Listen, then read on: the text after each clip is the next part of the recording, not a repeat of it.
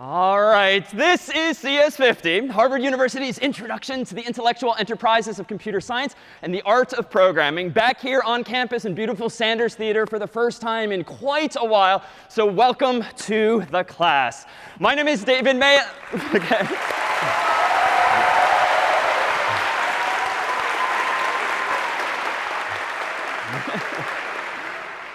So my name is David Malin, and I took this class myself some time ago, but almost didn't. It was sophomore fall, and I was sitting in on the class, and I was a little curious, but didn't really feel like the field for me. I was definitely a computer person, but computer science felt like something altogether. And I only got up the nerve to take the class ultimately because the professor at the time, Brian Kernahan, allowed me to take the class pass-fail initially. And that is what made all the difference. I quickly found that computer science is not just about programming and working in isolation on your computer. It's really about problem solving more generally.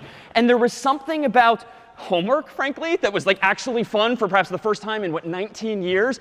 And there was something about this ability that I discovered along with all of my classmates to actually create something and bring a computer to life, to solve a problem and sort of bring to bear something that I'd been using every day but didn't really know how to harness, that's been gratifying ever since. And definitely challenging and frustrating. Like to this day, all these years later, you're going to run up against mistakes, otherwise known as bugs in programming, that just drive you nuts and you feel like you've hit a wall.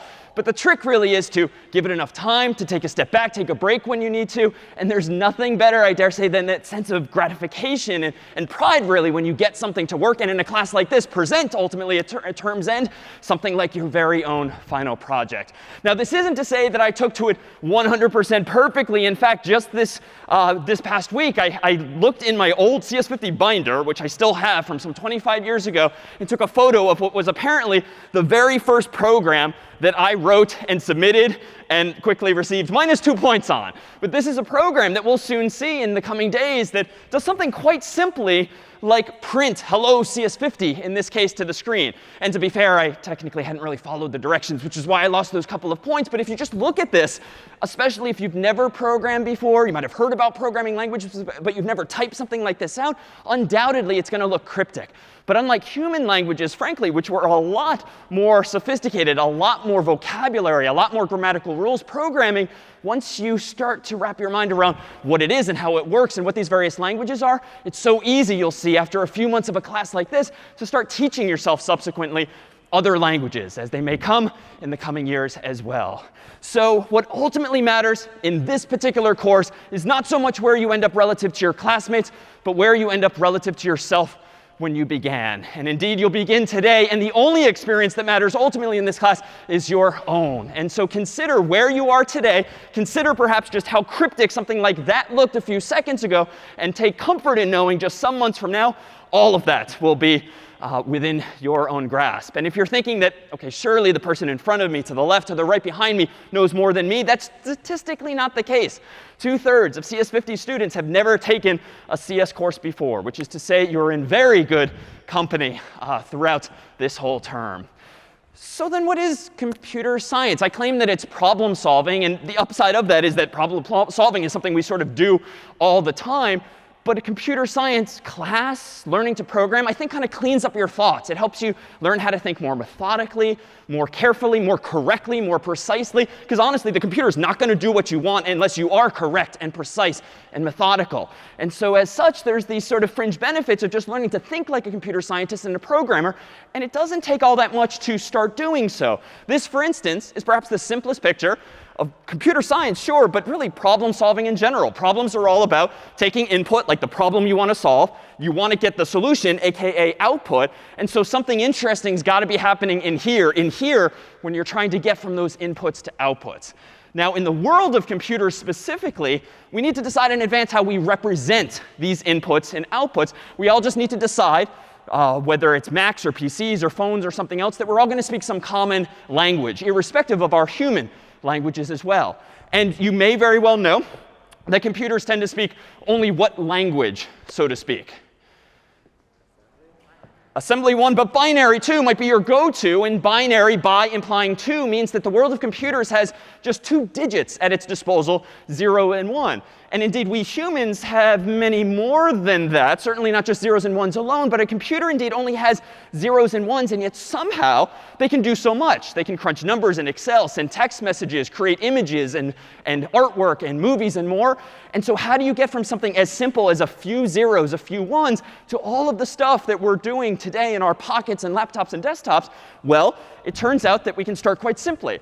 If a computer were to want to do something as simple as count, well, what could it do? Well, in our human world, we might count doing this, like 1, 2, 3, 4, 5, using so-called unary notation, literally the digits on your fingers, where one finger represents one person in the room, if I'm, for instance, taking attendance. Now, we humans would typically actually count 1, 2, 3, 4, 5, 6, and we'd go past just those 5 digits and count much higher using zeros through nines. But computers somehow only have these zeros and ones. So if a computer only somehow speaks binary, zeros and ones, how does it even count past the number 1? Well, here are 3 zeros, of course. And if you translate this number in binary, 0, 0, 0, to a more familiar number in decimal, we would just call this 0. Enough said. If we were to represent with a computer the number 1, it would actually be 0, 0, 1, which, not surprisingly, is exactly the same as we might do in our human world, but we might not bother writing out the 2 zeros at the beginning. But a computer now, if it wants to count as high as 2, it doesn't have the digit 2, and so it has to use a different pattern of zeros and ones, and that happens to be 0, 1, 0. So this is not 10 with a 0 in front of it. It's indeed 0, 1, 0 in the context of binary, and if we want to count higher now than 2, we're going to have to tweak these zeros and ones further to get 3. And then if we want 4, or 5, or 6, or 7, we're just kind of toggling these zeros and ones, aka bits for binary digits, that represent, via these different patterns, different numbers that you and I, as humans, know, of course, as the so-called decimal system, 0 through 9, dec implying 10, 10 digits, those zeros through 9. So why that particular pattern?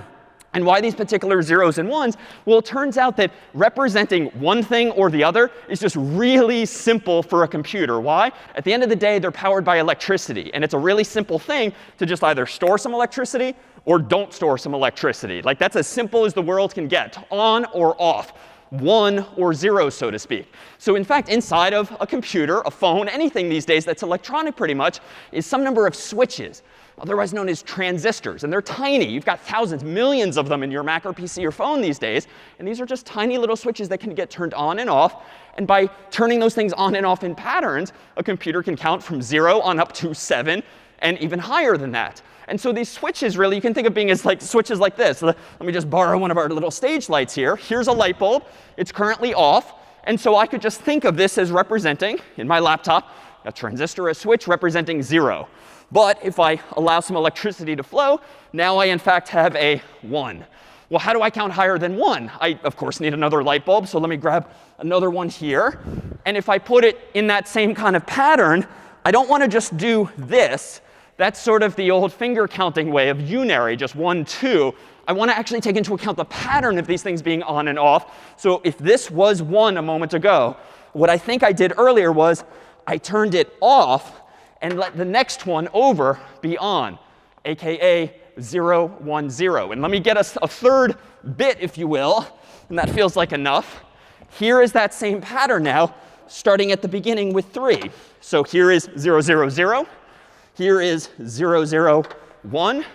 Here is 0, 1, 0, aka in our human world of decimal, 2. And then we could, of course, keep counting further. This now would be 3. And dot, dot, dot. If this other bulb now goes on, and that switch is turned, and all 3 stay on, this again was what number? OK, so 7. So it's just as simple, relatively, as that, if you will. But how is it that these patterns came to be? Well, these patterns actually follow something very familiar. You and I don't really think about it at this level anymore, because we've probably been doing math and numbers since grade school or whatnot. But if we consider something in decimal, like the number 123, I immediately jump to that. This looks like 123 in decimal. But why? It's really just 3 symbols, a 1, a 2 with a bit of curve, a 3 with a couple of curves, that you and I now instinctively just assign meaning to. But if we do rewind a few years, that is 123 because you're assigning meaning to each of these columns. The 3 is in the so-called ones place. The 2 is in the so-called tens place, and the 1 is in the so-called hundreds place. And then the math ensues quickly in your head. This is technically 100 times 1 plus 10 times 2 plus 1 times 3, aka 100 plus 20 plus 3. And there we get the sort of mathematical notion we know as 123. Well, nicely enough, in binary, it's actually the same thing. It's just these columns mean a little something different. If you use 3 digits in decimal, and you have the ones place, the tens place, and the hundreds place, well, why was that 1, 10, and 100? They're technically just powers of 10. So 10 to the 0, 10 to the 1, 10 to the 2. Why 10? Decimal system, dec, meaning 10. You have 8 and 10 digits, 0 through 9. In the binary system, if you're going to use 3 digits, just change the bases if you're using only zeros and ones. So now it's powers of 2. 2 to the 0, 2 to the 1, 2 to the 2, aka 1 and 2 and 4, respectively. And if you keep going, it's going to be 8's column, 16's column, 32, 64, and so forth. So why did we get these patterns that we did? Here's your 0, 0, 0, because it's 4 times 0, 2 times 0, 1 times 0, obviously 0. This is why we got the decimal number 1 in binary. This is why we got the number 2 in binary, because it's 4 times 0 plus 2 times 1 plus 1 times 0. And now 3, and now 4, and now 5, and now 6, and now 7. And of course, if you wanted to count as high as 8, to be clear, like, what do you have to do? What does a computer need to do to count even higher than 7? Add a bit, add another light bulb, another switch. And indeed, computers have standardized just how many zeros and ones or bits or switches they throw at these kinds of problems. And in fact, most computers would typically use at least 8 at a time. And even if you're only counting as high as 3 or 7, you would still use 8 and have a whole bunch of zeros. But that's OK, because the computers these days certainly have so many more, thousands, millions of transistors and switches, that that's quite OK. All right, so with that said, if we can now count as high as 7, or frankly, as high as we want, that only seems to make computers useful for things like Excel, like number crunching. But computers, of course, let you send text messages, write documents, and so much more. So how would a computer represent something like a letter, like the letter A of the English alphabet, if at the end of the day, all they have is switches? Any thoughts? Yeah.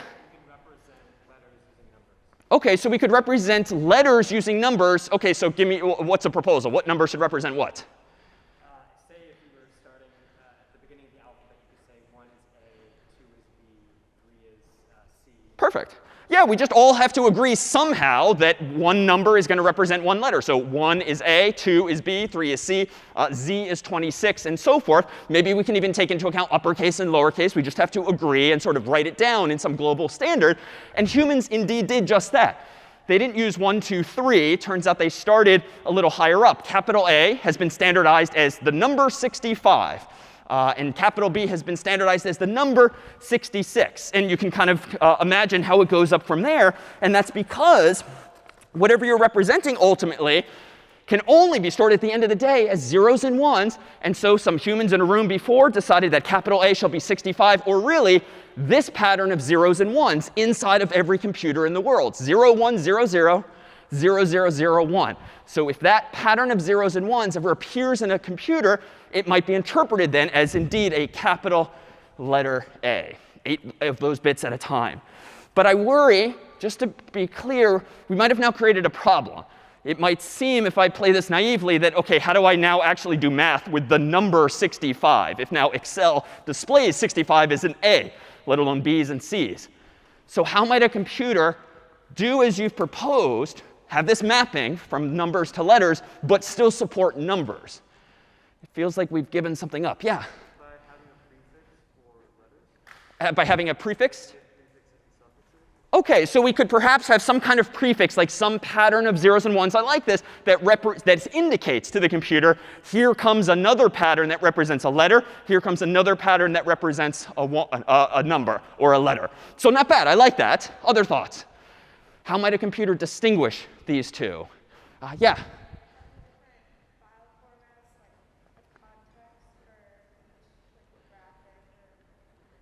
Indeed, and that's spot on. Nothing wrong with what you suggested, but the world generally does just that. The reason we have all of these different file formats in the world, like JPEG and GIF and PNGs and Word documents, .docx and .excel files and so forth, is because a bunch of humans got in a room and decided, well, in the context of this type of file, Or really, more specifically, in the context of this type of program, Excel versus Photoshop versus Google Docs or the like, we shall interpret any patterns of zeros and ones as being maybe numbers for Excel, maybe letters in like a text messaging program or Google Docs, or maybe even colors of the rainbow in something like Photoshop and more. So it's context dependent. And we'll see when we ourselves start programming, you, the programmer, will ultimately provide some hints to the computer that tells the computer, interpret it as follows. So similar in spirit to that, but not quite as standardized with these prefixes. So this system here actually has a name, ASCII, the American Standard Code for Information Interchange. And indeed, it began here in the US, and that's why it's actually a little biased toward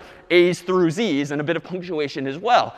And that quickly became a problem. But if we start simply now in English, the mapping itself is fairly straightforward. So if A is 65, B is 66, and dot, dot, dot, suppose that you received a text message, an email from a friend, and underneath the hood, so to speak, if you kind of looked inside the computer, what you technically received in this text or this email happened to be the numbers 72, 73, 33, or really the underlying pattern of zeros and ones. What might your friend have sent you as a message if it's 72, 73, 33? Hey, close. Hi. It's indeed hi. Why? Well, apparently, according to this little cheat sheet, H is 72, I is 73. It's not obvious from this chart what the 33 is. But indeed, this pattern represents hi. And anyone want to guess, or if you know what 33 is? Exclamation point. And this is frankly not the kind of thing most people know, but it's easily accessible via a nice user-friendly chart like this. So this is an ASCII chart. When I said that we just need to write down this mapping earlier, this is what people did. They wrote it down in a book or in a chart. And for instance, here is our 72 for H. Here is our 73 for I. And here is our 33 for exclamation point. And computers, Macs, PCs, iPhones, Android devices just know this mapping by heart, if you will. They've been designed to understand those letters. So here I might have received hi. Technically, what I've received is these patterns of zeros and ones. But it's important to note that when you get these patterns of zeros and ones in any format, be it email or text or a file, they do tend to come in standard lengths with a certain number of zeros and ones altogether. And this happens to be 8 plus 8 plus 8. So just to get the message hi, exclamation point, you would have received at least, it would seem, some 24 bits. But frankly, bits are so tiny, literally and mathematically, that we don't tend to think or talk generally in terms of bits. You're probably more familiar with bytes. B-Y-T-E-S is a byte, is a byte, is a byte. A byte is just 8 bits. And even those, frankly, aren't that useful. If we do out the math, how high can you count if you have 8 bits? Anyone know? Say again?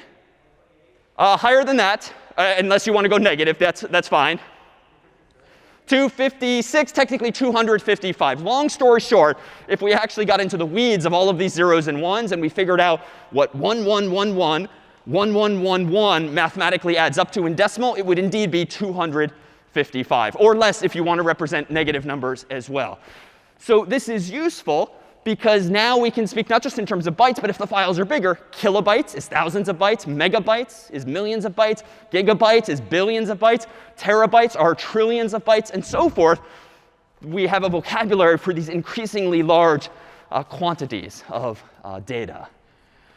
The problem is that if you're using ASCII, and therefore 8 bits, or 1 byte per character, and originally only 7, you can only represent 255 characters. And that's actually fine, or 256 total characters, including 0. And that's fine if you're using literally English in this case, plus a bunch of punctuation. But there's many languages in the world that need many more symbols, and therefore many more bits.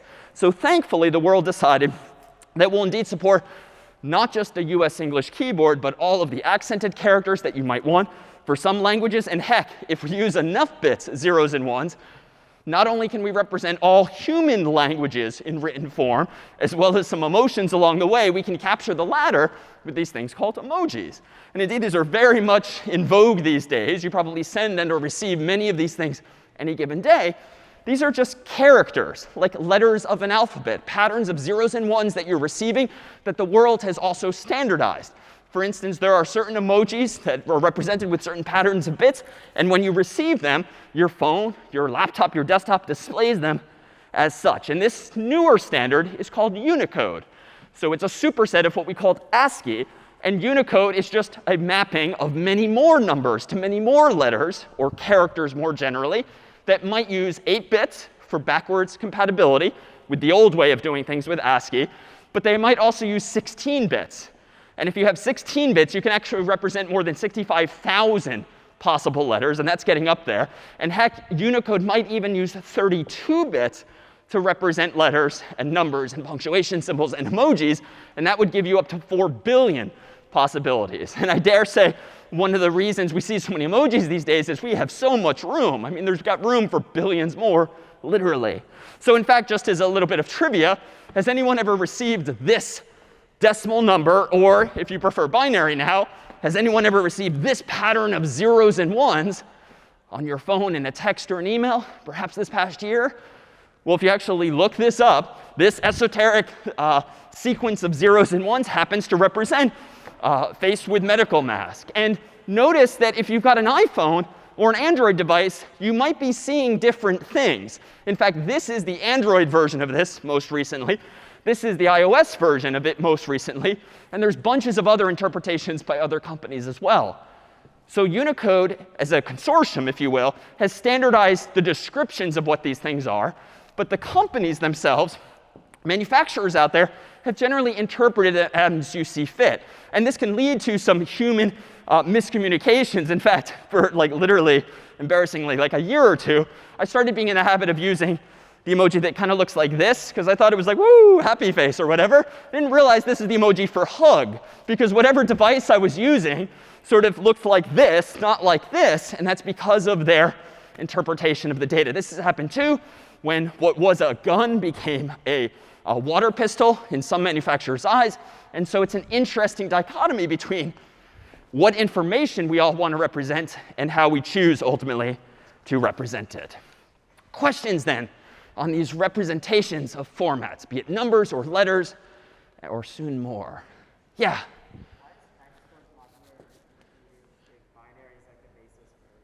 And sorry, why is what so popular? Yeah, so we'll come back to this in a few weeks. In fact, there are other ways to represent numbers. Binary is one, decimal is another, unary is another, and hexadecimal is yet a fourth that uses 16 total digits, literally 0 through 9, plus A, B, C, D, E, F. And somehow you can similarly count even higher with those. We'll see in a few weeks why this is compelling. But hexadecimal, long story short, uses 4 bits per digit.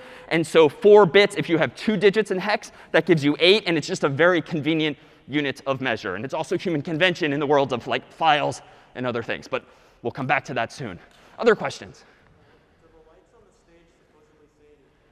Do the lights on the stage supposedly say anything? Well, if we had thought in advance to use maybe 64 light bulbs, that would seem to give us 8 total bytes on stage. 8 times 8 giving us just that? Maybe. Good question. Other questions on zeros and ones? It's a little bright in here. No? Oh, yes? Where everyone's pointing somewhere specific. There we go. Sorry. Very bright in this corner. I was just going to ask about the 255 with the maximum characters, so I didn't really catch that. Oh, sure. And we'll come back to this in some form in the coming days too, at a slower pace too. We have, with 8 bits, 2 possible values for the first, and then 2 for the next, 2 for the next, and so forth. So that's 2 times 2 times 2. That's 2 to the 8th power total, which means you can have 256 total possible patterns of zeros and ones. But as we'll see soon, computer scientists, programmers, software often starts counting at 0 by convention. And if you use one of those patterns, 0, 0, 0, 0, 0, 0, 0, 0, to represent the decimal number we know is 0, you only have 255 other patterns left to count as high as, therefore, 255. That's all. Good question. All right, so what then might we have besides these emojis and letters and numbers? Well, we, of course, have things like colors and programs like Photoshop and pictures and photos. Well, let me ask the question again. How might a computer, do you think, knowing what you know now, represent something like a color? Like, what are our options if all we've got are zeros and ones and switches? Yeah? RGB. When RGB indeed is this acronym that represents some amount of red and some amount of green and blue. And indeed, computers can represent colors by just doing that. Remembering, for instance, this dot, this yellow dot on the screen that might be part of any of those emojis these days. Well, that's some amount of red, some amount of green, some amount of blue. And if you sort of mix those colors together, we can indeed get a very specific one. And we'll see in just a moment just that. So indeed, earlier on, did humans only use 7 bits total. And it was only once they decided, well, let's add an 8th bit, that they got extended ASCII. And that was initially, in part, a solution to this same problem of not having enough room, if you will, in those patterns of zeros and ones to represent all of the characters that you might want. But even that wasn't enough. And that's why we've now gone up to 16 and 32 and long past 7.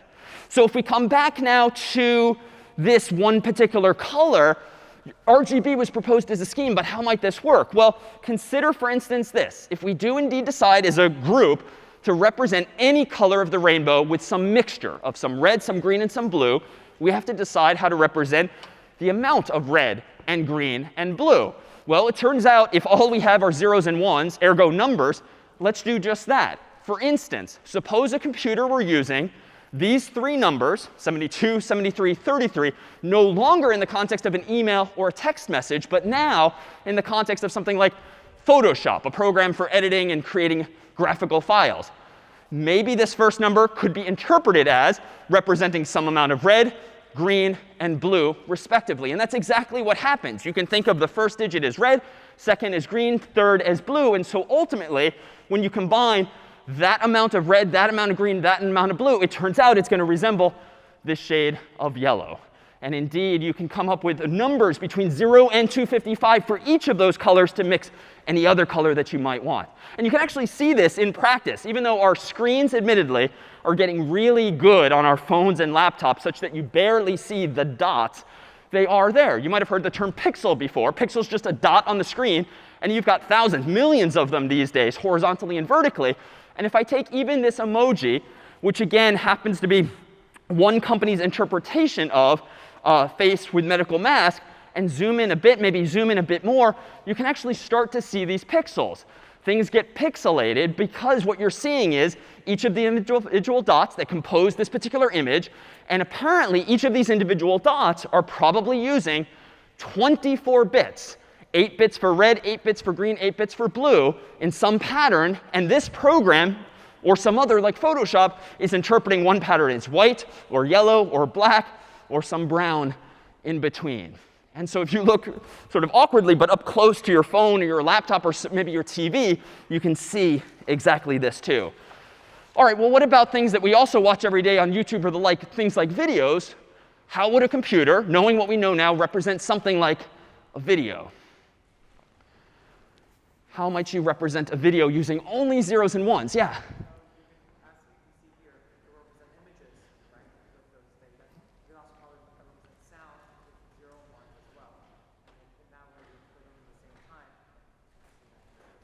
Yeah, exactly. And to summarize, what video really adds is just some notion of time. It's not just one image. It's not just one letter or number. It's presumably some kind of sequence because time is passing. And so with a whole bunch of images, maybe 24, maybe 30 per second, if you fly them behind the human's eyes, we can interpret them using our eyes and brain that there is now movement and therefore video. And similarly with audio or music, if we just came up with some convention for representing those same notes on a musical instrument, could we have the computer synthesize them too? And this might be actually pretty familiar. Let me pull up a quick video here, which happens to be an old school version of this same idea. You might remember from childhood.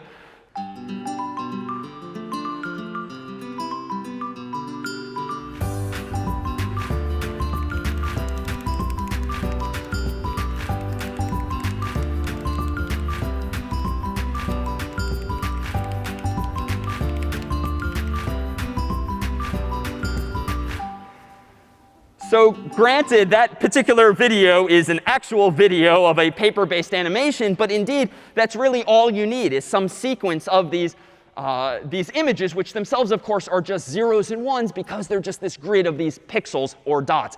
Now, something like musical notes like these. Those of you who are musicians might just naturally play these on physical devices. But computers can certainly represent those sounds too. And for instance, a popular format for audio is called MIDI. And MIDI might just represent each note that you saw a moment ago essentially as a sequence of numbers.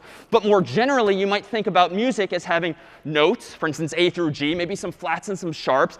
You might have the duration, like how long is the note being heard or played on a piano or some other device. And then just the volume, like how hard does the human in the real world press down on that key, and therefore how loud is that sound? It would seem that just remembering little details like that quantitatively, we can then represent really all of these otherwise analog human realities. So that then is really a laundry list of ways that we can just represent information. Again, computers are digital and have all of these different formats. But at the end of the day, and as fancy as those devices and yours are, it's just zeros and ones, tiny little switches or light bulbs, if you will, represented in some way. And it's up to the software that you and I and others write to use those zeros and ones in ways we want to get the computers to do something more powerfully. Questions then on this representation of information, which I dare say is ultimately what problem solving is all about, taking in information and producing new via some process in between. Any questions out there? Yeah, in back. Yeah, so we talked about how different file formats kind of allow you to interpret information differently. But how does a file format like .mp4 discriminate between audio and video within itself for its value? So a really good question. There are many other file formats out there. You allude to MP4 for video, and more generally, these are these things called codecs and containers. It's not quite as simple when using larger files, for instance, in more modern formats, that a video is just a sequence of images. For instance, why? If you stored that many images for like a Hollywood movie, like 24 or 30 of them per second, that's a huge number of images. And if you've ever taken photos on your phone, you might know how many megabytes or larger even individual photographs might be. So humans have developed over the years fancier software that uses much more math to represent the same information more minimally, just using somehow shorter patterns of zeros and ones than our most simplistic representation here. And they use what might be called compression. If you've ever used a zip file or something else, somehow your computer is using fewer zeros and ones to represent the same amount of information, ideally without losing any information. And in the world of multimedia, which we'll touch on a little bit in a few weeks, there are both lossy and lossless formats out there. Lossless means you lose no information whatsoever.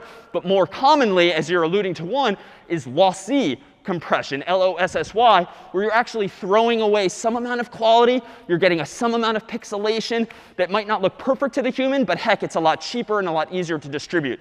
And in the world of multimedia, you have containers like QuickTime and other MPEG containers that can combine different formats of video, different formats of audio in one file. But there, too, do designers have discretion. So more in a few weeks, too. Other questions then on information here as well. Yeah?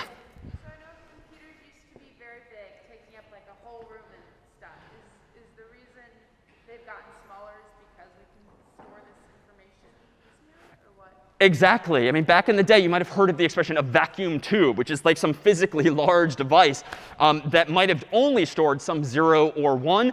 Yes, it is the miniaturization of hardware these days that has allowed us to store as many and many more zeros and ones much more closely together. And as we've built more fancy machines that can sort of design this hardware at an even smaller scale, we're just packing more and more into these devices.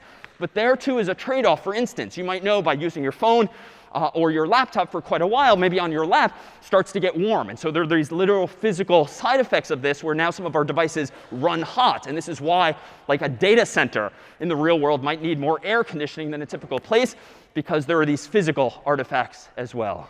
And in fact, if you'd like to see one of the earliest computers from decades ago, across the river here in now Alston, in the new engineering building, is the Harvard Mark I computer that will give you a better mental model of just that.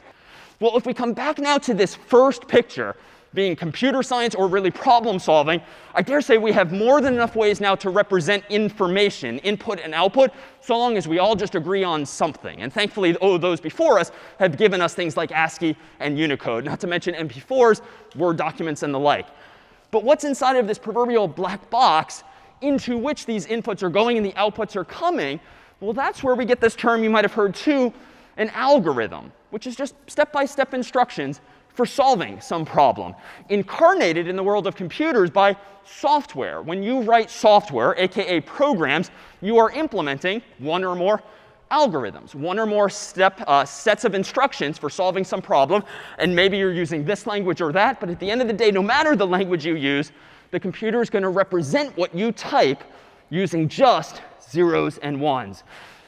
So what might be a representative algorithm? Nowadays, you might use your phone quite a bit to make calls or send texts or emails, and therefore you have a whole bunch of contacts in your address book. Nowadays, of course, this is very digital, but whether on iOS or Android or the like, you might have a whole bunch of names, first name and or last, as well as numbers and emails and the like. And you might be in the habit of like scrolling through on your phone all of those names to find the person you want to call. It's probably sorted alphabetically by first name or last name, A through Z, or some other symbol. And this is frankly quite the same as we used to do, back in my day of CS50, when we just used a physical book. And this physical book might be a whole bunch of names alphabetically sorted from left to right, corresponding to a whole bunch of numbers. So suppose that in this old Harvard phone book, we want to search for John Harvard. We might, of course, start quite simply at the beginning here, looking at one page at a time. And this is an algorithm. This is like literally step by step looking for the solution to this problem. In that sense, if John Harvard's in the phone book, is this algorithm, page by page, correct, would you say? Yes. Like if John Harvard's in the phone book, obviously I'm eventually going to get to him. So that's what we mean by correct. Is it efficient? Is it well designed, would you say? No, I mean, this is going to take forever, even just to get to the J's or the H's, depending how this thing's sorted. All right, well, let me go a little faster. I'll start like 2 pages at a time. 2, 4, 6, 8, 10, 12, and so forth. Sounds faster. Is faster. Is it correct? OK, why is it not correct? Yeah. So if you're starting on page 1, you're only going to get odd number of pages. So if it's on an even number of pages, Exactly. If I start on an odd number of pages and I'm going 2 at a time, I might miss pages in between. And if I therefore conclude when I get to the back of the book there was no John Harvard, I might have just erred. This would be, again, one of these bugs. But if I try a little harder, I feel like there's a solution. We don't have to completely throw out this algorithm. I think we can probably go roughly twice as fast still. But what should we do instead to fix this? Yeah, and back.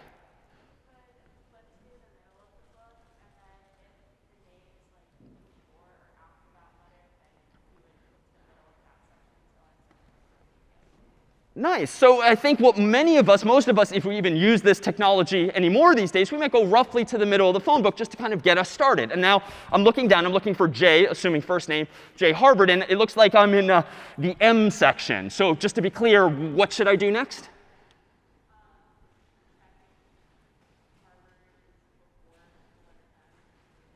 OK, and presumably it is. John Harvard would be to the left of this. So here's an opportunity to figuratively and literally tear this particular problem in half, throw half of the problem away. It's actually pretty easy if you just do it that way. The hard way is this way. But I've now just decreased the size of this problem really in half. So if I started with like 1,000 pages of phone numbers and names, now I'm down to 500. And already, we haven't found John Harvard, but that's a big bite out of this problem. And I do think it's correct, because if J is to the left of M, of course, he's definitely not going to be over there. And I think if I repeat this, again, dividing and conquering, if you will, here I might have gone a little too far. Now I'm in like the E section. So let me tear the problem in half again, throw another 250 pages away, and again repeat, dividing and conquering until finally, presumably, I end up with just one page of a phone book on which John Harvard's name either is or is not. But because of the algorithm you propose step by step, I know that he's not in anything I discarded. So dramatic as that might have been made out to be, it's actually just harnessing pretty good human intuition. Indeed, this is what programming is all about too. It's not about learning a completely new world, but really just how to harness intuition and ideas that you might already have and take naturally, but learning how to express them now more succinctly, more precisely, and using things called programming languages.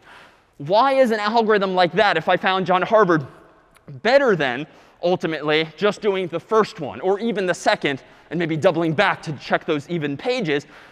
Well, let's just look at a little charts here. Again, we don't have to get into the nuances of numbers, but if we've got like a chart here, XY plot, on the x-axis here I claim is the size of the problem. So measured in the numbers of pages in the phone book. So the farther you go out here, the more pages are in the phone book. And here we have time to solve on the y-axis. So the higher you go up, the more time it's going to be taking to solve that particular problem. So let's just arbitrarily say that the first algorithm, involving like n pages, might be represented graphically like this. No matter the slope, it's a straight line, because there's presumably a one-to-one relationship between numbers of pages and number of seconds, or number of page turns. Why? If the phone company adds another page next year because some new people move to town, that's going to require one additional page for me, 1-to-1. If, though, we use the second algorithm, flawed though it was, unless we double back a little bit to fix someone being in between, that's too going to be a straight line, but it's going to be a different slope, because now there's a 2-to-1 or a 1-to-2 relationship, because I'm going 2 pages at a time. So if the phone company adds another page, that's going to take me only, or another 2 pages, that's still only just one more step. And you can see the difference if I kind of draw this. If this is the phone book in question, this number of pages, it might take this many seconds on the yellow line to represent or to solve, to find someone like John Harvard. But of course, on the first algorithm, the red line, it's literally going to take twice as many steps. And what do the n's here mean? N is the go-to variable for computer scientist or programmer, just generically representing a number. So if the number of pages in the phone book is n, the number of steps the second algorithm would have taken would be, in the worst case, n over 2. Half as many, because you're going twice as fast. But the third algorithm, actually, if you recall your logarithms, looks a little something like this. There's a fundamentally different relationship between the size of the problem and the amount of time required to solve it that technically is log base 2 of n, but it's really the shape that's different. And the implication there is that if, for instance, Cambridge and Alston, 2 different towns here in Massachusetts, merge next year, and there's just one phone book that's twice as big, no big deal for that third and final algorithm. Why? You just tear the problem one more time in half, taking one more byte. That's it. Not another 1,000 bytes just to get to the solution. And put another way, you could walk out way, way, way out here to a much bigger phone book, and ultimately, that green line is barely going to have budged. So this then is just a way of now formalizing and thinking about what the performance or quality of these algorithms might be. And before we now make one more formalization of the algorithm itself, any questions then on this notion of efficiency or now performance of ideas? Yeah? How many phone books have you got? A lot of phone books over the years, and if you or your parents have any more still somewhere, we could definitely use them because they're hard to find. Other questions? But thanks. Other questions here too? No? Oh, was that a murmur? Yes, over here. Sorry, say again? Oh, yeah, hopefully, and then we could, then we'd have a little something more to use here.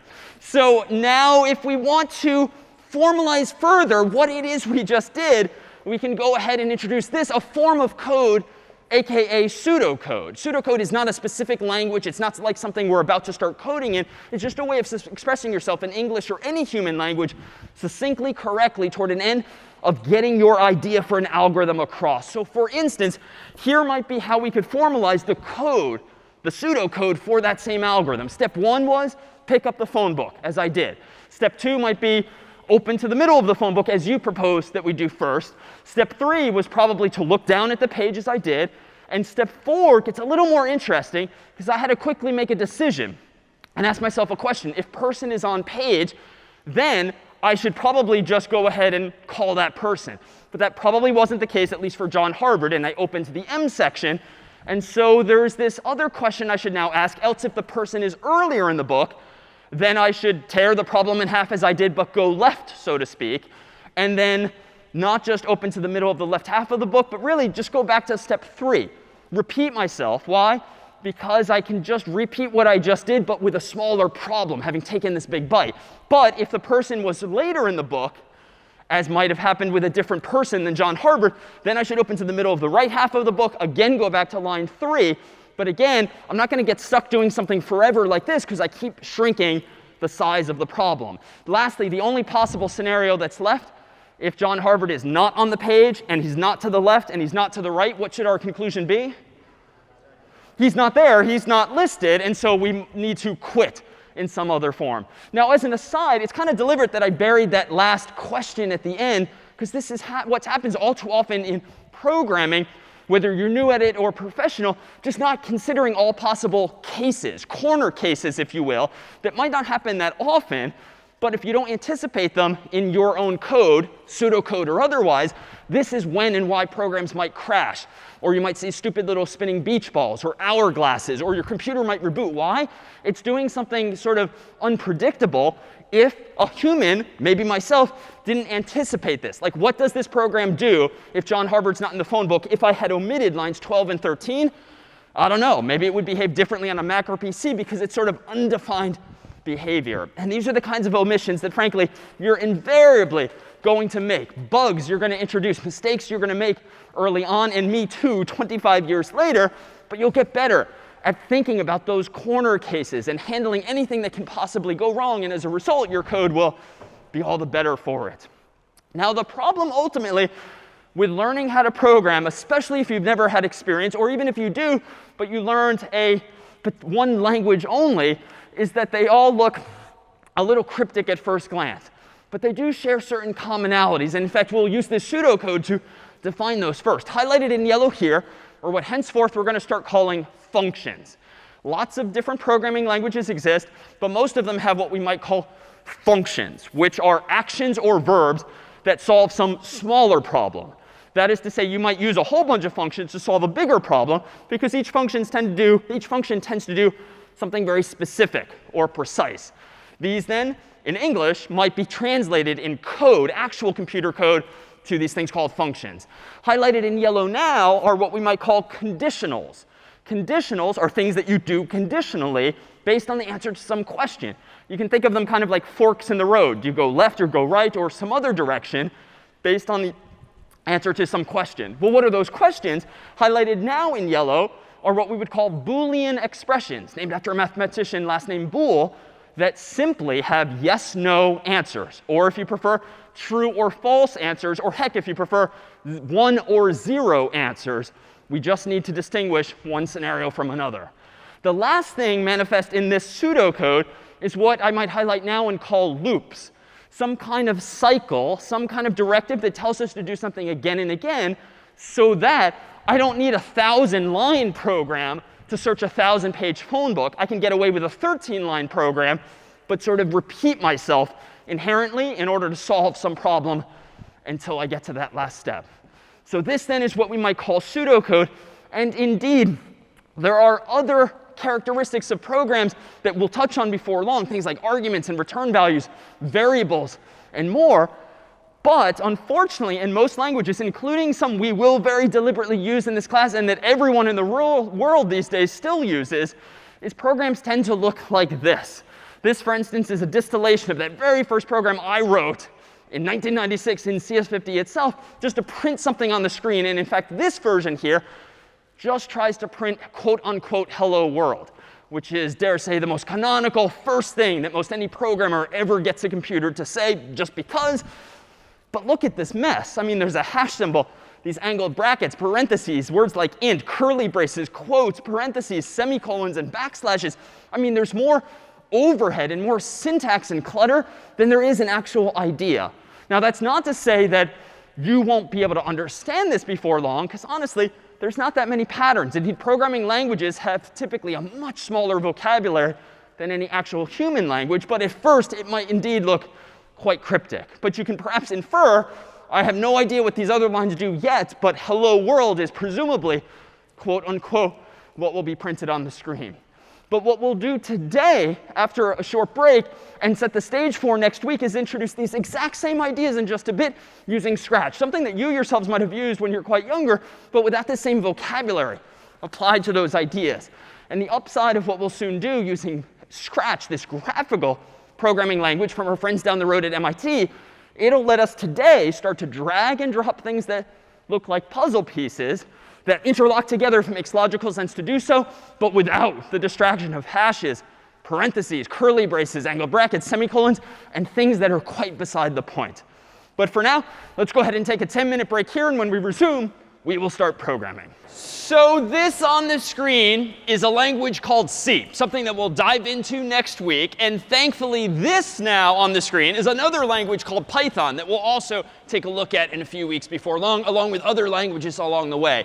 Today, though, and for this first week, week 0, so to speak, we use Scratch because, again, it will allow us to explore some of those programming fundamentals that will be in C and in Python and in JavaScript and other languages too, but in a way where we don't have to worry about the distractions of syntax. So the world of Scratch looks like this. It's a web-based or downloadable programming environment that has this layout here by default. On the left here, we'll soon see, is a palette of puzzle pieces, programming blocks that represent all of those ideas we just discussed. And by dragging and dropping these puzzle pieces or blocks over this big area and connecting them together, if it makes logical sense to do so, we'll start programming in this environment. The environment allows you to have multiple sprites, so to speak, multiple characters, things like a cat or anything else. And those sprites exist in this rectangular world up here that you can full screen to make bigger. And this here, by default, is Scratch, who can move up, down, left, right, and do many more things too. And within Scratch's world, you can think of it as perhaps a familiar coordinate system with x's and y's, which is helpful only when it comes time to position things on the screen. Right now, Scratch is at the default 0, 0, where x equals 0 and y equals 0.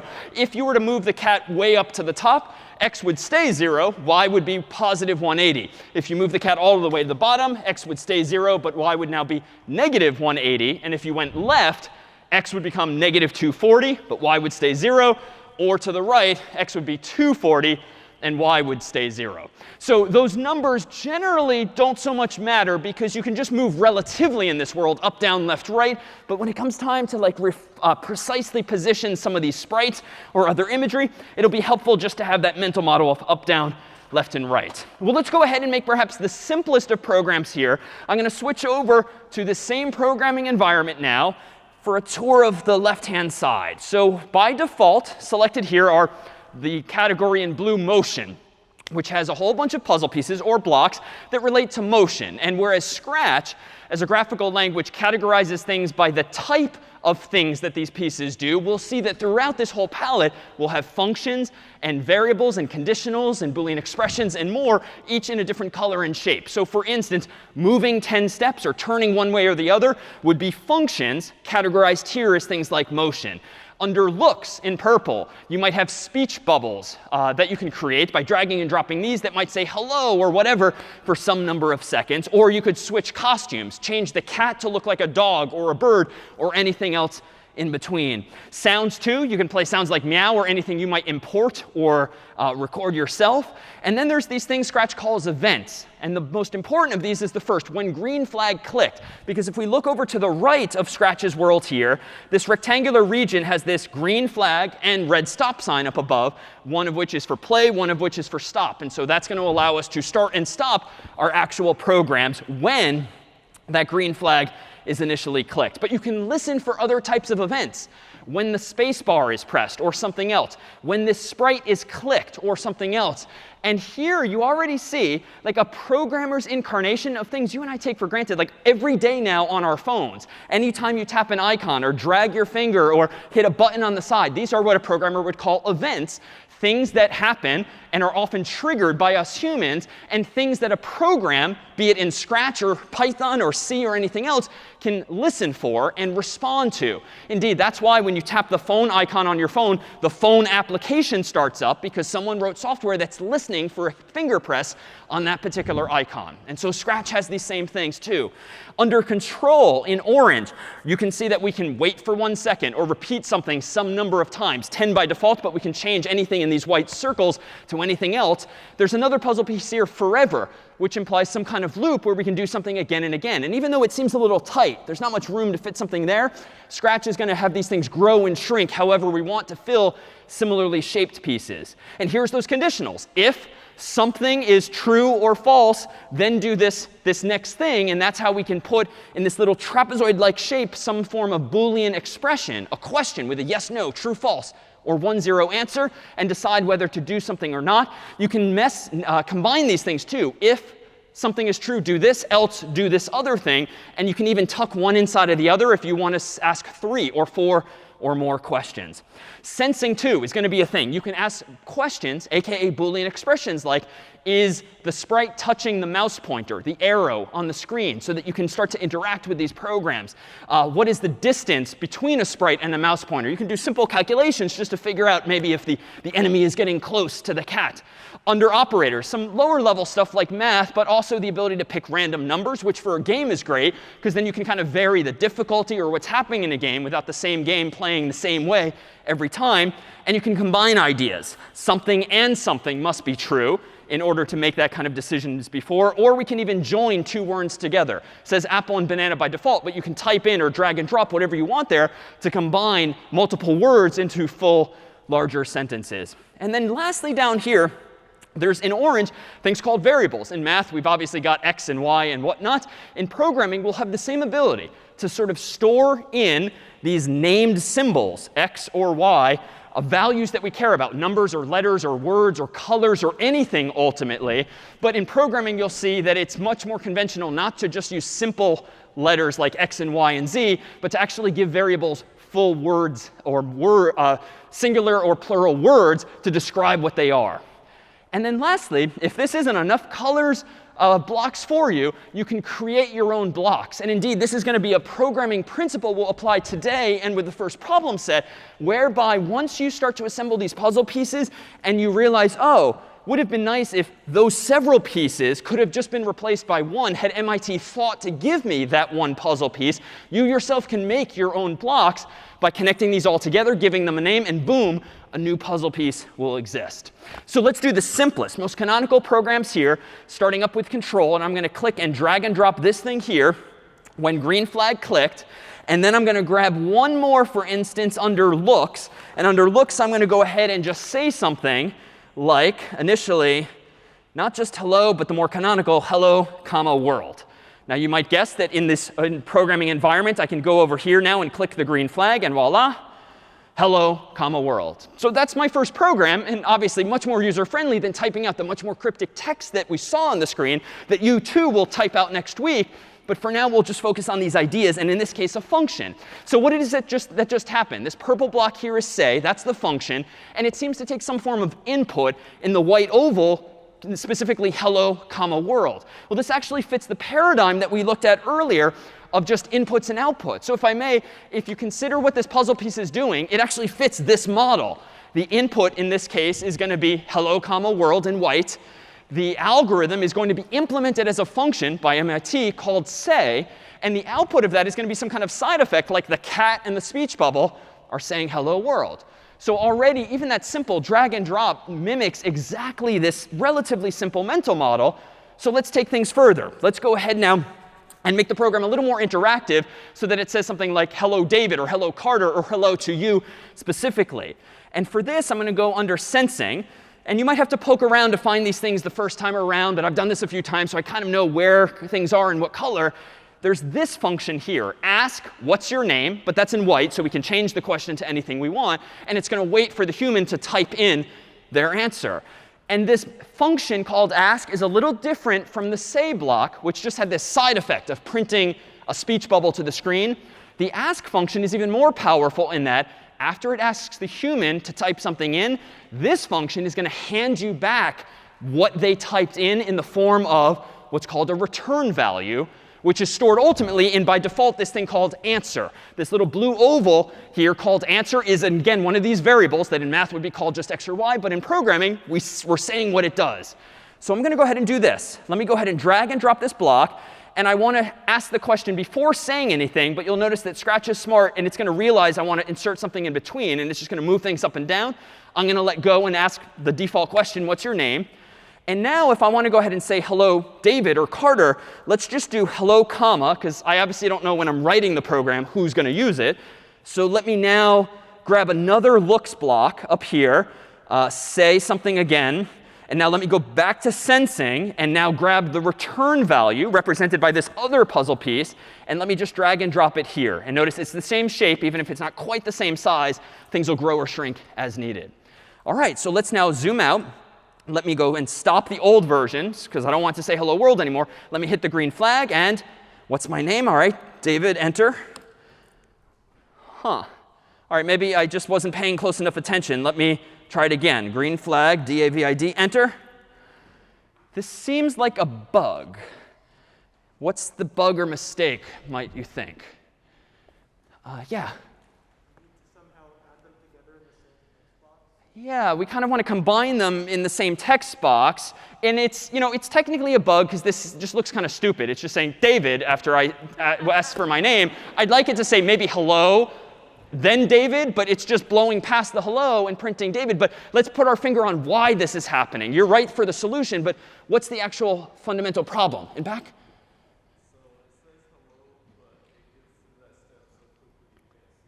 Perfect. I mean, computers are really darn fast these days. It is saying hello. All of us are just too slow in this room to even see it, because it's then saying David on the screen so fast as well. So there's a couple of solutions here, and yours is spot on. But just to poke around, you'll see the first example of how many ways in programming, be it Scratch or C or Python or anything else, that there are going to be to solve problems. And we'll teach you over the course of this weeks. Sometimes some ways are better relatively than others, but rarely is there a best way necessarily, because again, reasonable people will disagree. And what we'll try to teach you over the coming weeks is how to kind of think through those nuances. And it's not going to be obvious at first glance, but the more programs you write, the more feedback you get, the more bugs that you introduce, the more you'll get your footing with exactly this kind of problem solving. So let me try this in a couple of ways.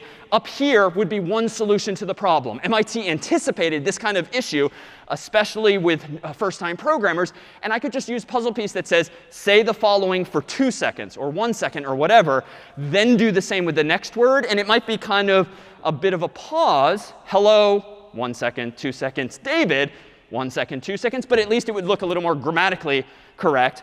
But I can do it a little more elegantly as you proposed. Let me go ahead and throw away one of these blocks, and you can just drag and let go, and it'll delete itself.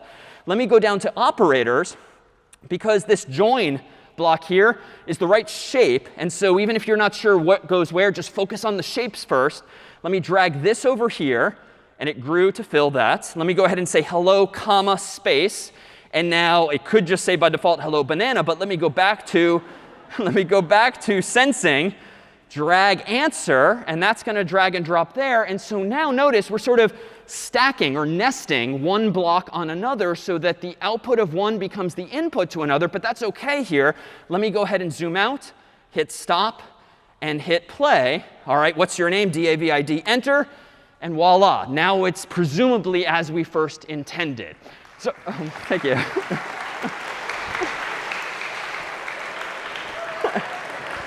Thank you. No -2 this time. So consider that even with these, this additional example, it still fits the same mental model, but in a little more interesting way. Here's that new function, ask something and wait. And notice that in this case, too, there's an input, otherwise known henceforth as an argument or a parameter, programming speak for just an input in the context of a function. And if we use our drawing as before to represent this thing here, we'll see that the input now is going to be, quote unquote, what's your name? The algorithm is going to be implemented by way of this new puzzle piece, the function called ask. And the output of that thing this time is not going to be the cat saying anything yet, but rather it's going to be the actual answer. So instead of the visual side effect of the speech bubble appearing, now nothing visible is happening yet thanks to this function. It's sort of handing me back like a scrap of paper with whatever I typed in written on it, so I can reuse DAVID one or more times even, like I did. Now, what did I then do with that value? Well, consider that with the subsequent function, we had this say block 2 combined with a join. So we have this variable called answer. We're joining it with that first argument, hello. So already we see that some functions like join can take not one, but 2 arguments or inputs, and that's fine. The output of join is presumably going to be hello David or hello Carter or whatever the human typed in. And that output, notice, is essentially becoming the input to another function, say, just because we've kind of stacked things or nested them on top of one another. But methodically, it's really the same idea. The input now are 2 things, hello, comma, and the return value from the previous ask function.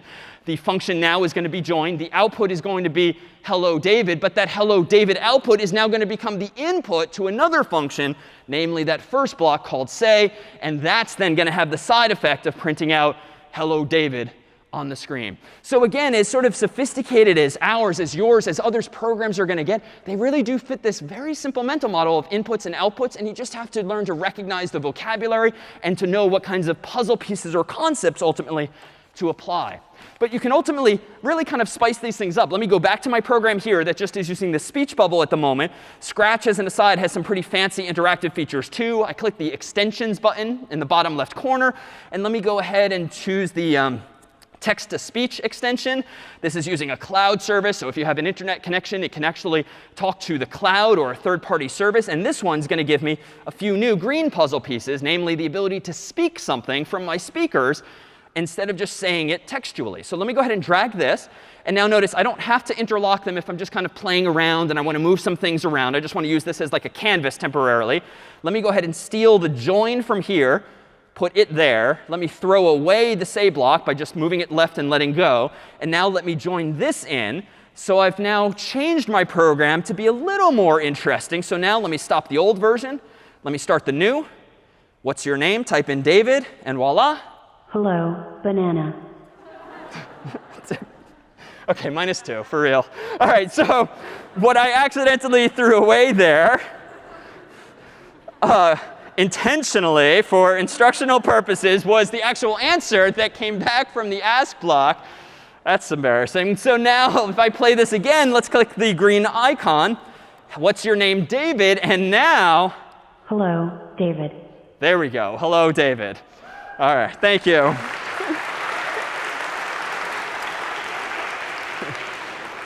OK, so we have these functions then in place. But what more can we do? Well, what about those conditionals and loops and other constructs? How can we bring these programs to life so it's not just clicking a button and voila, something's happening? Let's go ahead and make this now even more interactive. Let me go ahead and throw away most of these pieces. And let me just spice things up with some more audio under sound. I'm going to go to play sound meow until done. Here we go. Green flag. OK, it's a little loud, but it did exactly do what it said. Let's hear it again. OK, it's kind of an underwhelming program eventually, since you'd like to think that a cat would just meow on its own, but I have to keep hitting the button. Well, this seems like an opportunity for doing something again and again. So all right, well, if I wanted to meow, meow, meow, let me just grab a few of these. Or you can even right-click or control-click, and you can copy-paste even in code here. Let me play this now. All right, so now like it's not really emoting happiness in quite the same way. It might be hungry or upset. So you know what, let's slow it down. Let me go to control, wait 1 second in between, which might be a little less worrisome. Here we go, play. OK, so if my goal was to make the cat meow 3 times, I dare say this code or algorithm is correct. But let's now critique its design. Is this well designed? And if not, why not? What are your thoughts here? Yeah. Yeah, sure. Yeah.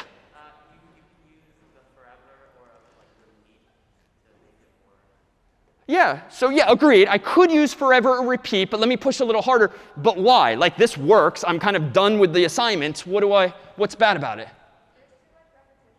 Yeah, there's too much repetition, right? If I wanted to change the sound that the cat is making to like a different variant of meow or have it bark instead like a dog, I could change it from the drop down here apparently. But then I'd have to change it here, and then I'd have to change it here. And God, if this were even longer, that just gets tedious quickly.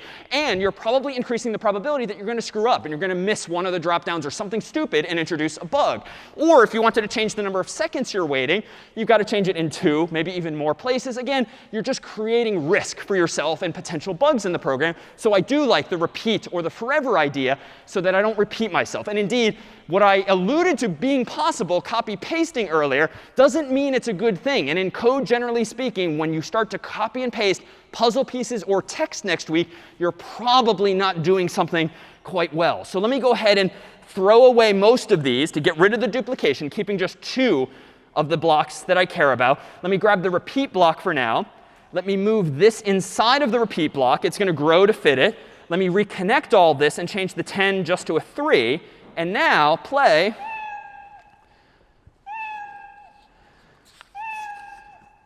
So better. It's the same thing. It's still correct. But now I've set the stage to let the cat meow, for instance, 4 times by changing one thing, 40 times by changing one thing. Or I could just use the forever block and just walk away, and it will meow forever instead. If that's your goal, that would be better. A better design, but still correct. But you know what? Now that I have a program that's designed to have a cat meow, wow, like why? I mean, MIT invented Scratch. Scratch is a cat. Why is there no puzzle piece called meow? This feels like a missed opportunity. Now, to be fair, they gave us all the building blocks with which we could implement that idea. But a principle of programming and really computer science is to leverage what we're going to now start calling abstraction. We have step-by-step instructions here, the repeat, the play, and the wait, that collectively implements this idea that we humans would call meowing. Wouldn't it be nice to abstract away those several puzzle pieces into just one that literally just says what it does, meow? Well, here's where we can make our own blocks. Let me go over here to Scratch under the pink block category here. And let me click Make a Block. And here I see a slightly different interface where I can choose a name for it. And I'm going to call it meow. And I'm going to keep it simple. That's it. No inputs to meow yet. I'm just going to click OK. Now, just going to clean this up a bit here. Let me drag and drop play sound and wait over here.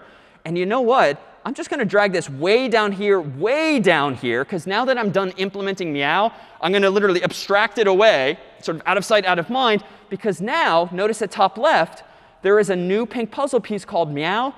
And so at this point, I'd argue, it doesn't really matter how meow is implemented. Frankly, I don't know how ask or say was implemented by MIT. They abstracted those things away for us. Now I have a brand new puzzle piece that just says what it is. And this is now still correct, but arguably better design. Why? Because it's just more readable to me, to you. It's more maintainable when you look at your code a year from now for the first time, because you're sort of fondly looking back at the very first program you wrote. It says what it does. The function itself has semantics, which conveys what's going on. If you really care about how meow is implemented, you could scroll down and start to tinker with the underlying implementation details. But otherwise, you don't need to care anymore. Now, I feel like there's an even additional opportunity here for abstraction and to sort of factor out some of this functionality. It's kind of lame that I have this repeat block that lets me call the meow function, so to speak, use the meow function 3 times. Wouldn't it be nice if I could just call the meow function, aka use the meow function, and pass it an input that tells the puzzle piece how many times I want it to meow? Well, let me go ahead and zoom out and scroll down. Let me right-click or control-click on the pink piece here and choose Edit. Or I could just start from scratch, no pun intended, with a new one. And now here, rather than just give this thing a name meow, let me go ahead and add an input here. And I'm going to go ahead and type in, for instance, n for number of times to meow. And just to make this even more user-friendly and self-descriptive, I'm going to add a label, which has no functional impact. It's just an aesthetic. And I'm just going to say times, just to make it read more like English in this case, that tells me what the puzzle piece does. And now I'm going to click OK. And now I need to refine this a little bit. Let me go ahead and grab, under control, a repeat block. Let me move the play sound and wait into the repeat block. I don't want 10, and I also don't want 3 here. What I want now is this n that is my actual variable that Scratch is creating for me that represents whatever input the human programmer provides. Notice it snaps right in place. Let me connect this. And now, voila, I have an even fancier version of meow that is parameterized. It takes input that affects its behavior accordingly.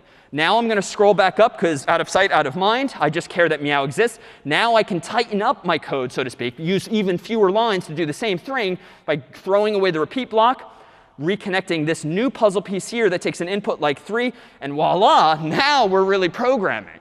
Right? We've not made any forward progress functionally. The thing just meows 3 times.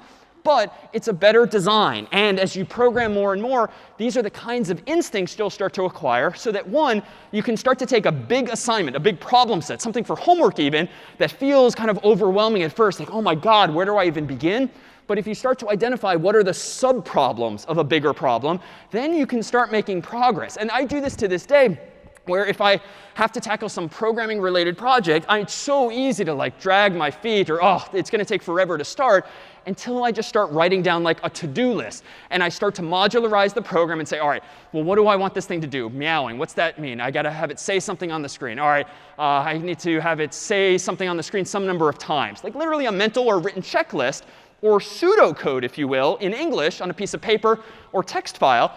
And then you can decide, OK, the first thing I need to do for homework to solve this real world problem, I just need a meow function. I need to use a bunch of other code too, but I need to create a meow function. And boom, now you have a piece of the problem solved. Not unlike we did with the phone book there, but in this case, we'll have presumably other problems to solve. All right, so what more can we do? Let's add a few more pieces to the puzzle here. Let's actually interact with the cat now. Let me go ahead and now, when the green flag is clicked, let me go ahead and ask a question using an event here. Let me go ahead and say if, let's see, if the cursor, I want to do something like implement the notion of petting the cat. So if the cursor is touching the cat, like here, something like this, it'd be cute if like the cat meows, like you're petting a cat. So I'm going to ask the question when the green flag is clicked, if, let's see, I think I need sensing. So if touching mouse pointer, this is way too big, but again, the shape is fine. So there it goes, grew to fill. And then if it's touching the mouse pointer, that is, if the cat to whom this script or this program, anytime I attach puzzle pieces, MIT calls them a script or like a program, if you will. Let me go ahead then and choose a sound and say play sound meow until done. All right, so here it is to be clear. When the green flag is clicked, ask the question, if the cat is touching the mouse pointer, then play sound meow. Here we go. Play. Huh. All right, let's try again.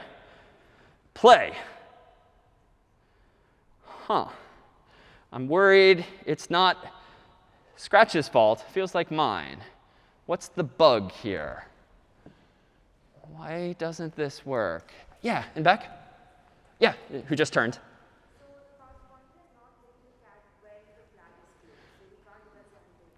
Yeah, the problem is the moment I click that green flag, Scratch asks the question, is the cat touching the mouse pointer? And obviously it's not, because the cursor was like up there a moment ago, and it's not down there. It's fine if I move the cursor down there, but too late. The program already asked the question. The answer was no, or false, or 0, however you want to think about it. So no sound was played. So what might the solution here be? I could move my cursor quickly, but that feels like never going to work out right. Other solutions here? Yeah, and way back? The forever loop. So I could indeed use this forever loop, because if I want my program to just constantly listen to me, well, let's literally do something forever, or at least forever as long as the program is running until I explicitly hit stop. So let me grab that. Let me go to Control.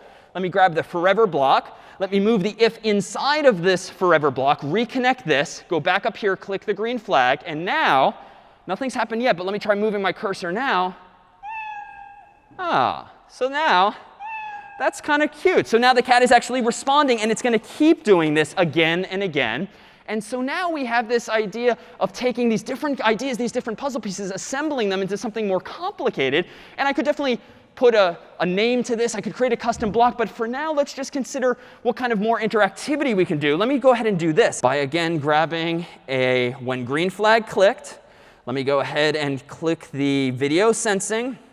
And I'm going to rotate the laptop, because otherwise we're going to get a little inception thing here where the camera is picking up the camera is up there. So I'm going to go reveal to you what's inside the lectern here while we rotate this. And now that we have a non-video backdrop, I'm going to say this. Instead of the green flag clicked, actually, I'm going to say when the video motion is greater than some arbitrary measurement of motion, I'm going to go ahead and play sound meow until done. And then I'm going to get out of the way. So here's the cat, and we'll put him on top of there. Just OK. All right, and here we go. So my hand is moving faster than 50 something or other, whatever the unit of measure is. And thank you. So now we have an even more interactive version. But I think if I sort of slowly, right, it's completely creepy, but I'm not like exceeding the threshold. until finally my hand moves as fast as that. And so here actually is an opportunity to show you something a former student did. Let me go ahead here and, OK, got to stop this. Let me go ahead and zoom out of this in just a moment. If someone would be comfortable coming up, not only masked, but also on camera on the internet, thought we'd play one of your former classmates' projects here up on stage. Would anyone like to volunteer here and be up on stage? Who's that? Yeah, come on down. What's your name? Sahar. Sahar? All right, come on down. Let me get it set up for you here.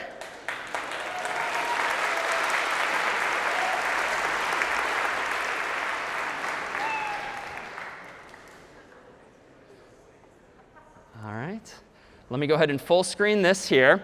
So this is Whack-A-Mole by one of your former predecessors. It's going to use the camera focusing on your head, which we'll have to position inside of this rectangle. And have you ever played the Whack-A-Mole game at an arcade?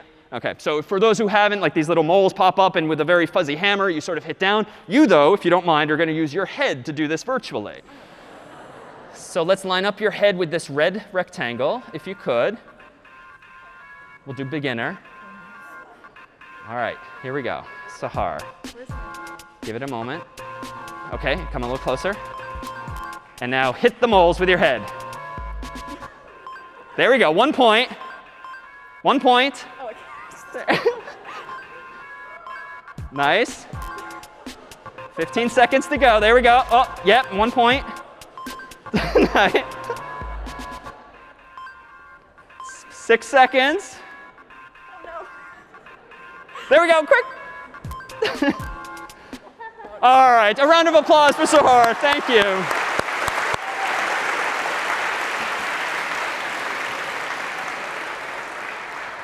So beyond having a little bit of fun here, the goal was to demonstrate that by using some fairly simple primitives, some basic building blocks, but assembling them in a fun way with some music, maybe some new costumes or artwork, you can really bring programs to life. But at the end of the day, the only puzzle pieces really involved were ones like the ones I just dragged and dropped, and a few more because there were clearly lots of moles. So the student probably created a few different sprites, not a single cat, but at least 4 different moles. They had some kind of graphic on the screen that showed Sahar where to position her head. There was some kind of timer, maybe a variable that every second was counting down. So you can imagine taking what looks like a pretty impressive project at first glance, and perhaps overwhelming to solve yourself. But just think about what are the basic building blocks and pluck off one piece of the puzzle, so to speak, at a time. And so indeed, if we rewind a little bit, let me go ahead here and introduce a program that I myself made back in graduate school when Scratch was first being developed by MIT. Let me go ahead and open here. Give me just 1 second. Something that I called back in the day Oscar time that looks a little something like this, if I full screen it and hit play.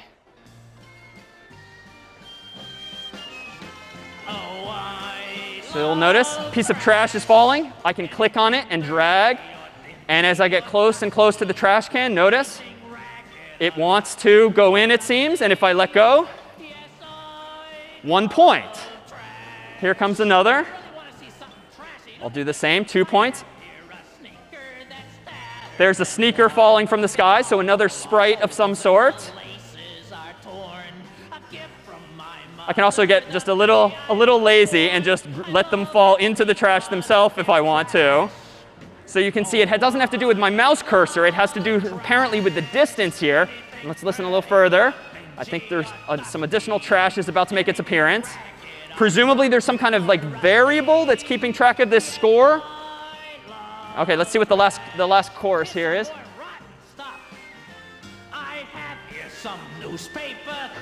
OK, and thus it continues. And the song actually goes on and on and on. And I do not have fond memories of implementing this and hearing this song for 10 straight hours. But it's a good example to just consider, how was this program composed? How did I go about implementing it the first time around? And let me go ahead and open up some programs now that I wrote in advance, just so that we could see how these things are assembled. Honestly, the first thing I probably did was probably to do something a little like this. Here is just a version of the program where I set out to solve just one problem first.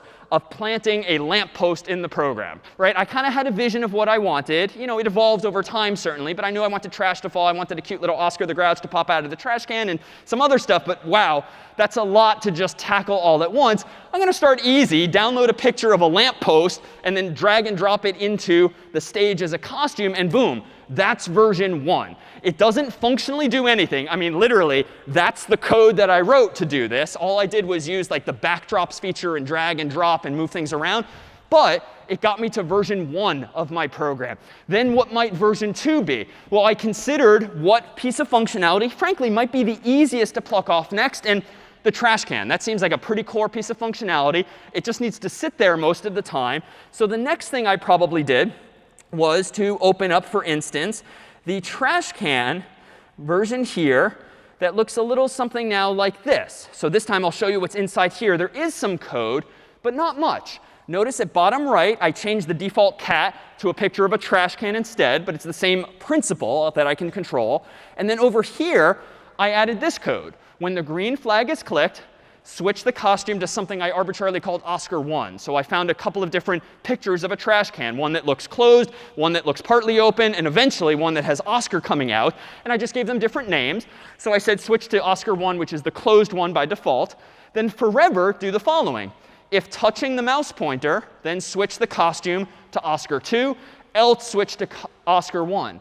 That is to say, I just wanted to implement this idea of like the can opening and closing. Even if it's not exactly what I wanted ultimately, I just wanted to make some forward progress. So here, when I run this program, by clicking play, notice what happens. Nothing yet, but if I get closer to the trash can, it indeed pops open because it's forever listening for whether the sprite, the trash can in this case, is touching the mouse pointer. And that's it. That was version 2, if you will. And if I went in now and added the lamppost and composed the program together, now we're starting to make progress, right? Now it would look a little something more like the program I intended ultimately to create. What piece did I probably bite off after that? Well, I think what I did is I probably decided, let me implement one of the pieces of trash, not the shoe and the newspaper all at once. Let's just get one piece of trash working correctly first. And so let me go ahead and open this one. And again, all of these examples will be available on the course's website, so you can see all of these examples too. It's not terribly long. I just implemented in advance so we could flip through kind of quickly. Here's what I did here.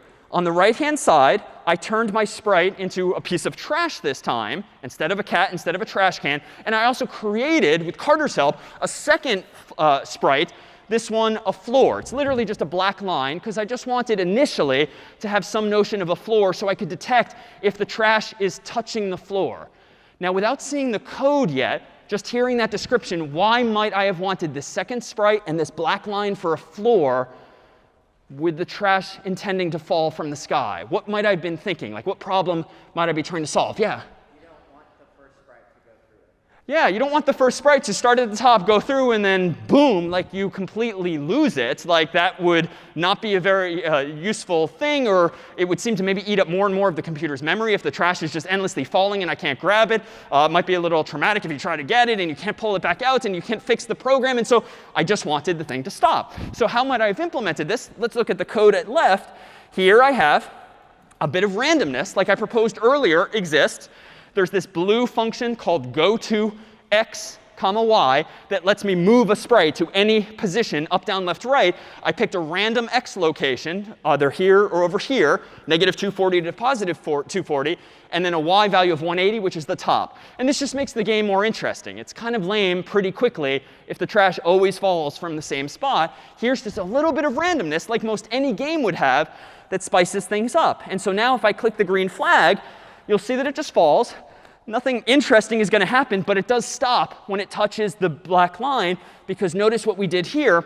I'm forever asking the question, if the distance of the sprite, the trash, is to the floor is greater than 0, that's fine. Change the y location to by -3. So move it down 3 pixels, until the distance to the floor is not greater than 0. It is 0 or even negative, at which point it should just stop moving altogether. There's other ways we could have implemented this, but this felt like a nice, clean way that logically just made it make sense. And OK, now I got some trash falling. I got a trash can that opens and closes. I have a lamppost. Now I'm, a good 3 steps into the program. We're making progress. If we consider 1 or 2 final pieces, something like the dragging of the trash, let me go ahead and open up this version too. Dragging the trash requires a different type of question. Let me zoom in here. Here's the piece of trash. I only need 1 sprite, no floor here, because I just want the human to move it up, down, left, right. And the human's not going to physically be able to move it outside of the world. And if we zoom in on this code, the way we've solved this is as follows. We're using that and conjunction that we glimpsed earlier, because when the green flag is clicked, we're forever asking this question, or really these questions, plural, if the mouse is down and the trash is touching the mouse pointer, that's equivalent logically to clicking on the trash. Go ahead and move the trash to the mouse pointer. So again, it takes this very familiar idea that you and I take for granted every day on Macs and PCs of clicking and dragging and dropping. How is that implemented? Well, Mac OS or Windows are probably asking a question. Oh, for every icon, is the mouse down and is the icon touching the mouse? If so, go to the location of the mouse forever while that mouse button is clicked down. So how does this work in reality now? Let me go ahead and click on the play. Nothing happens at first, but if I click on it, I can move it up, down, left, right. It doesn't move thereafter. So I now need to kind of combine this idea of dragging with falling. But I bet I could just start to use just one single program. Right now I'm using separate ones to show different ideas. But now that's another bite out of the problem. And if we do one last one, something like the scorekeeping is interesting. Because recall that every time we dragged a piece of trash into the can, Oscar popped out and told us the current score. So let me go ahead and find this one. Oscar variables. And let me zoom in on this one. And this one is longer because we combined all of these elements. So this is the kind of thing that if you looked at it first glance, like, I have no idea how I would have implemented this from nothing, from scratch, literally. But again, if you take your vision and componentize it into these smaller bite-sized problems, you can take these baby steps, so to speak, and then solve everything collectively. So what's new here is this bottom one. Forever do the following. If the trash is touching Oscar, the other sprite that we've now added to the program, change the score by 1. This is an orange. And indeed, if we poke around, we'll see that orange is a variable, like an x or a y, but with a better name. Changing it means to add 1, or if it's negative, subtract 1. And then go ahead and have the trash go to pick random. What is this all about? Well, let me show you what it's doing, and then we can infer backwards. Let me go ahead and hit play. All right, it's falling. I'm clicking and dragging it. I'm moving it over, and I'm letting go. All right, let me do it once more. Letting go.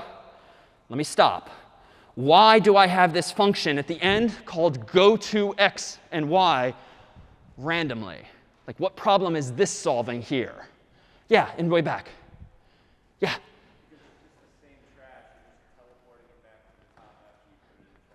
Yeah, exactly. Even though the human perceives this as like a lot of trash falling from the sky, it's actually the same piece of trash just kind of being magically moved back to the top as though it's a new one. And there, too, you have this idea of reusable code. If you were constantly copying and pasting your pieces of trash and creating 20 pieces of trash, 30 pieces of trash, just because you want the game to have that many levels, probably doing something wrong. Reuse the code that you wrote, reuse the sprites that you wrote, and that would give you not just correctness, but also a better design.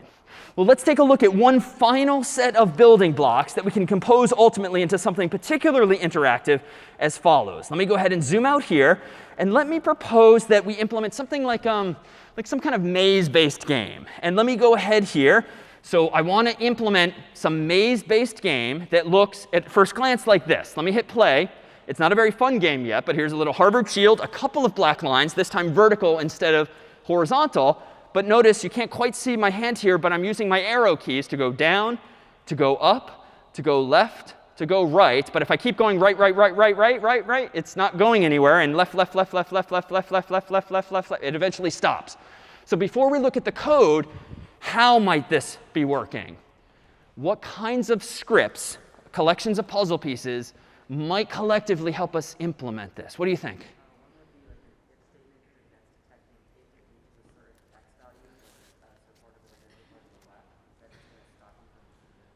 Perfect. Yeah, there's probably some question being asked if touching the black line, and it happens to be a couple of sprites, each of which is just literally a vertical black line. We're probably asking a question like, are you touching it? Or is the distance to it 0 or close to 0? And if so, we just ignore the up, down, left, or rather, we ignore the left or the right arrow at that point. So that works. But otherwise, if we're not touching a wall, what are we probably doing instead? Forever here. How is the movement working, presumably? Yeah, and back? Or you might, are you scratching? OK, sure. Let's go on.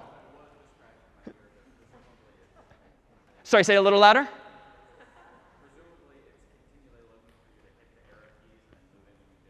Exactly. It's continually, forever looking or listening for the arrow keys, up, down, left, right. And if the up arrow is pressed, we're probably changing the y by a positive value.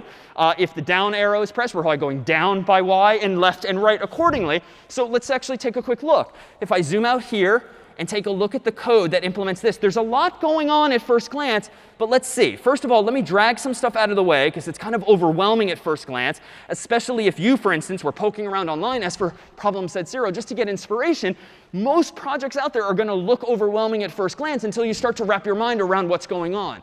But in this case, we've implemented some abstractions from the get-go to sort of explain to ourselves and to anyone else looking at the code what's going on. This is that program with the 2 black lines and the Harvard shield going up, down, left, and right. It initially puts the shield in the middle, 0, 0. It then forever listens for keyboard, as I think you were describing.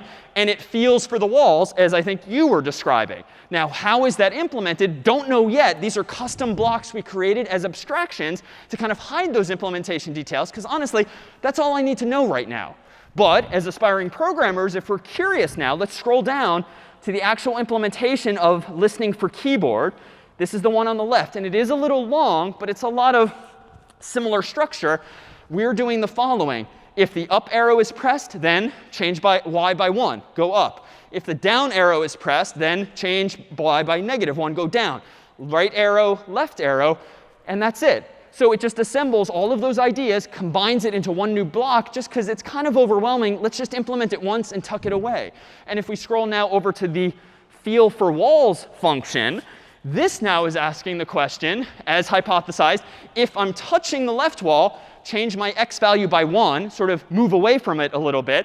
If I'm touching the right wall, then move x by -1 to move a little bit away from it. So it kind of bounces off the wall. Just in case it slightly went over, we keep the crest within those 2 walls.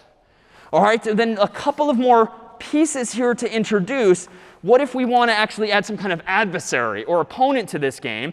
Well, let me go ahead to maybe this one here, where the adversary in this game might, for instance, be designed to be bouncing, to stand in your way. If this is like a maze and you're trying to get the Harvard shield from the bottom to the top or vice versa, uh-oh, Yale is in the way, and it seems to be automatically bouncing back and forth here. Well, let me ask someone else. Hypothesize. How is this working?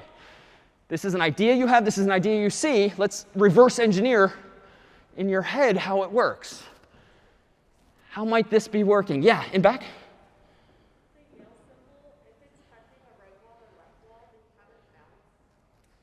Yeah, so if the Yale symbol is touching the left wall or the right wall, we somehow have it bounce. And indeed, we'll see there's a puzzle piece that can do exactly that, technically off the edge, as we'll see. But there's another way we can do this. And let's look at the code. The way we ourselves can implement exactly that idea bounce is just with a little bit of logic. So here's what this version of the program's doing. It's moving Yale by default to 0, 0, just to arbitrarily put it somewhere, pointing it direction 90 degrees, which means just horizontally, essentially. And then it's forever doing this. If touching the left wall or touching the right wall, here's our translation of bounce. We're just turning 180 degrees. And the nice thing about that is we don't have to worry if we're going from right to left or left to right. 180 degrees is going to work on both of the walls. And that's it. After we do that, we just move one step, 1 pixel at a time, but we're doing it forever, so something is happening continually. And the Yale icon is bouncing back and forth. Well, one final piece here. What if now we want a more another adversary, a more advanced adversary down the road, for instance, to go and follow us wherever we are, such that this time we want the other sprite to not just bounce back and forth, but literally follow us no matter where we go. How might this be implemented on the screen? I bet it's another forever block, but what's inside?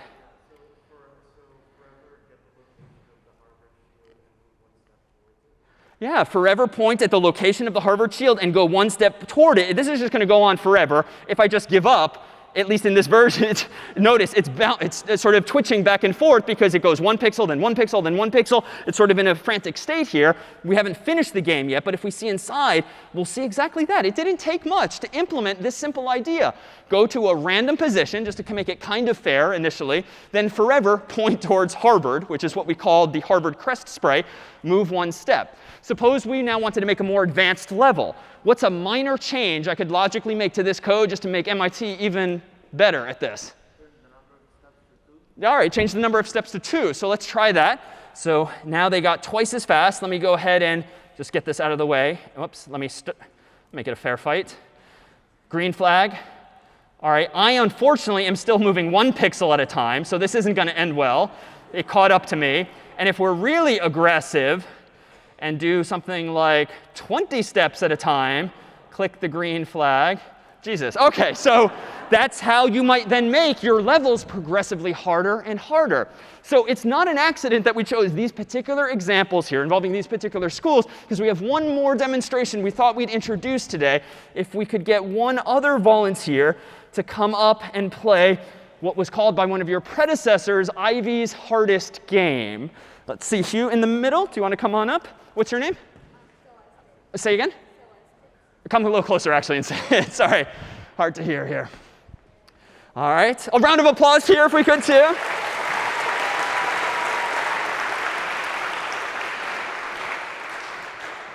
OK, sorry, what was your name?